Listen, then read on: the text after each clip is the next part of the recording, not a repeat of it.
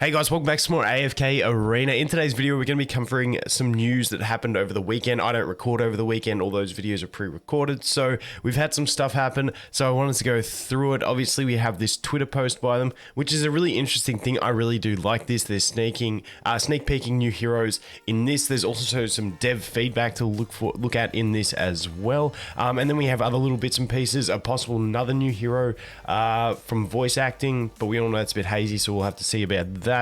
And just information about what's upcoming in the game and stuff like that, the Cosmic Altar and all that good stuff. So let's get into it.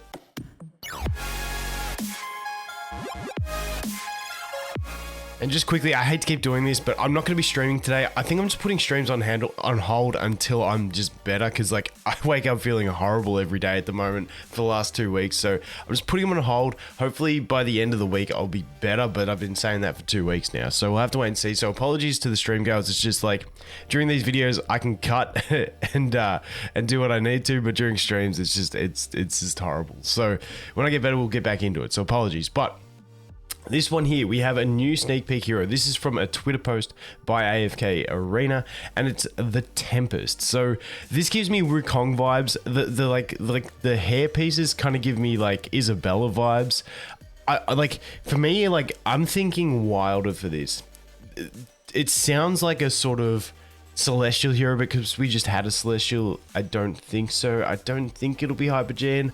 I have no idea. Anyway, let me know what you guys think it'll be. I'm leaning towards Wilder. We had the Tempest themed Voyage, which was to do with Lawson and stuff like that. So I'm leaning towards Wilder. However, like this mace thing, or like, I don't know, what is it? The end of a staff maybe? I don't know. It kind of looks smallerish. We'll have to wait and see. Anyway, that's that. I'm not going to read through this stuff, but it goes through and just gives you a bit of a look at Peggy. Apparently, Peggy wasn't chasing after Rowan, which is the way I understood it. She was just trying to get away. So yeah, that's a little bit of that stuff. But like I said, new hero, the Tempest. I'm keen to see what it is. Let's zoom out. Let's move into the next pick. I think this was the next one in the order on the post. So this one here was just a bit more dialogue, and I guess it's just showing you that journey of Peggy and Raku going through the Dark Forest, and then they'll end up running into Rowan. It just gives us some statistics about the game, and that's pretty much it for that slide. And then the next one had the dev feedback, so this was a bit nice to get in there. Let's zoom in a little bit more. So yeah, we've got Clara, or I hope I said that right, the game designer, and Kun, the game designer as well. Or Kun, I don't know names, man. You guys know me. So this first one, I know everyone has had a lot of questions. They want to get started. The Dismal Maze is just too difficult. Are there any plans to adjust its difficulty in the future? So there's something at the end of this statement which I really do like. We know that some players find the dismal luck effects of and factional limitations to be quite troublesome, so we've been thinking of implementing a new feature that would allow those players who found it easy to help other players who are still having trouble with them. We're also thinking of adding more interesting tiles to the Dismal Maze, so as to enrich the player's battle experience. But that's not all. We also want to reduce the average length that it takes players to complete the stages. Sorry, I just lost my voice for a sec. We hope players see the Dismal Maze as something enjoyable and not a burden. So this bit here, the reducing the length it takes. So like when they introduced the Dismal Maze, and I know there has been a lot of complaints about the hard, like how hard it is doesn't scale for the rewards. I still think you get better rewards. A lot of the time on my accounts, I'll just jump in and do the normal maze on hard mode, just because it just saves the hassle of it. I just hate going into those two enemy battles, or I'll just go through the Dismal and just skip all those 2 enemy battles, because I just can't be bothered with the time that it takes. What I was hoping when they did the Dismal Maze was that they were just gonna make like what I'd always been hoping for the Labyrinth was like, okay, once you've cleared it 50 times or 20 times, however many times, then you can sweep the first 2 floors and you just play through the 3rd floor. Because to me, whether it's the Dismal version or the normal version, Labyrinth becomes a chore. Like that's how I feel about it personally. I know that's just one man's opinion, so take it with a grain of salt. You guys all have your own opinion. But that's kind of what I was hoping. So I was pumped to see that they're doing stuff to make it more enjoyable, but also reducing the length that it takes players. I think that's just because I play multiple accounts, and then just Labyrinth becomes a burden on multiple accounts. I think if I only played one account, I'd have no issues with Labyrinth at all. But yeah, that's just me personally. So I'm pumped about reducing the average length that it takes to complete. Next question. I was matched with inactive squad mates in the hunting fields. Are there any plans to address this issue? We've received everyone's feedback regarding the hunting fields, and a lot of folk were unhappy with the hunting squad teammates that they matched with. Many players said that they felt they were doing all the hard work on their own, while their teammates remained inactive yet still reaped the rewards. Thus, for the next hunting field season, we plan on implementing individual activity rewards for those active players. Inactive players will not be able to claim these rewards. They'll have to pull their own weight if they want them. So I really do like this. I think that was another problem with not even the hunting fields, like inactive players getting it.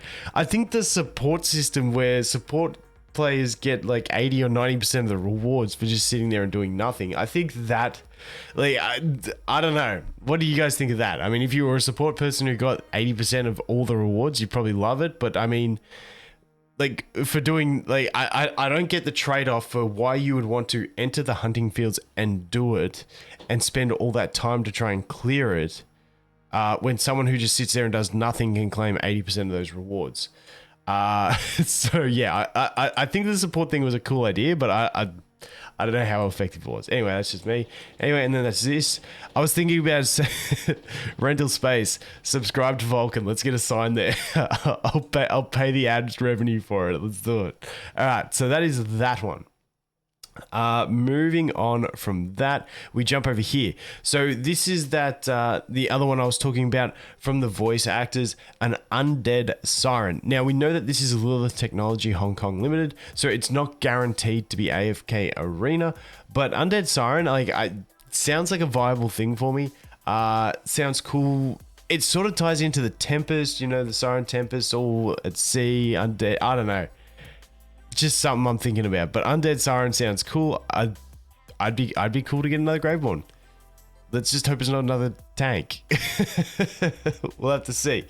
Anyway, let's jump over here into the next thing that I want to talk about. So the Cosmic Altar, we're talking about the cleansing the altars, and then you get the level difference. So we've got some pictures here. Big shout out to everyone on my Discord, all the guys who post in the news info about all this stuff.